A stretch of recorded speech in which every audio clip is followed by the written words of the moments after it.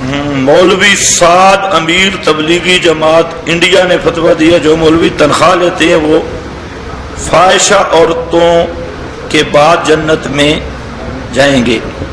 تو ان سے پوچھو بھئی فاحشہ عورتیں تو جنت میں جائیں گی، ریونڈی بھی جائیں گے؟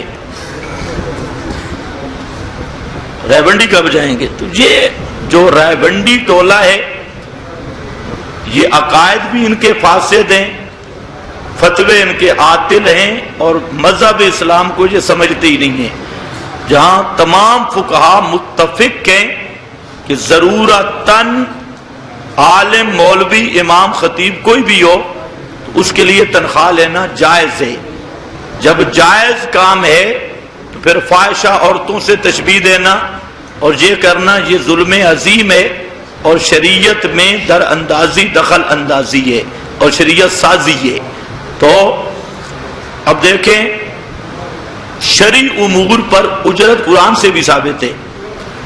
اللہ تعالیٰ نے عاملین زکوٰۃ کی اجرت اسی مال سے رکھی ہے.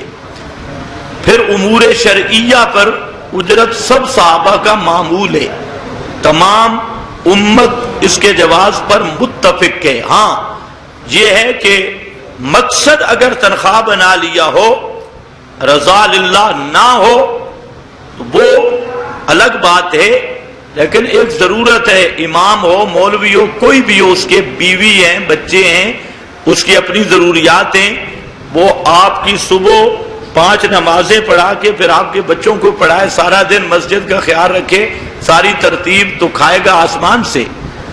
کھائے گا کہاں سے؟ تو اس کی تنخواہ ہوگی تب کھائے گا. بلکہ میں تجھے کہتا ہوں کہ ائمہ اور ان حضرات کی زبردست تنخواہ رکھو. پہلے تو 5-6 ہزار دیتے ہیں، ان کو کم از کم 60-70 ہزار روپیہ تنخواہ دو. اس کا فائدہ یہ ہوگا جب مولوی کی تنخواہ بڑھ جائے گی تو مولوی آپ کو بدعات کی طرف نہیں لے جائے گا. یہ جو مولوی نے ٹیکس بنا رکھے ہیں، ختم شریف، جمعرات شریف، کول شریف، 11ویں شریف، یہ سارے شریف اس لیے ہیں کہ اس کے بیچارے کی تنخواہ کم ہے. اب اس نے کہیں سے بہانے بنا بنا کر بدعتیں بھی کرتا ہے، مال بھی بٹورتا ہے، تو قصور آپ لوگوں کا ہے. اس لیے عالم، مولوی، امام مسجد کی تنخواہ زیادہ سے زیادہ ہونی چاہیے، کم نہیں ہونی چاہیے. باقی رہبندیوں کو اللہ ہدایت نصیب فرمائے. بھائی تبلیغی جماعت، ایک بات ذہن میں رکھ لو، تبلیغی جماعت سے ہماری دشمنی نہیں ہے، نہ یہ موجودہ رہبندی تبلیغی ہیں، ان کو تبلیغی کہنا درست ہی نہیں ہے. تبلیغ بلغ ما انزل الیک من ربک قرآن کی تبلیغ ہے. ان کو کہو رہبندی فرقہ. چلہ لگانا فرض ہے، سنت ہے، واجب ہے یا مباح ہے؟ کچھ بھی نہیں ہے. یہ ہندوستانی ترتیب ہے.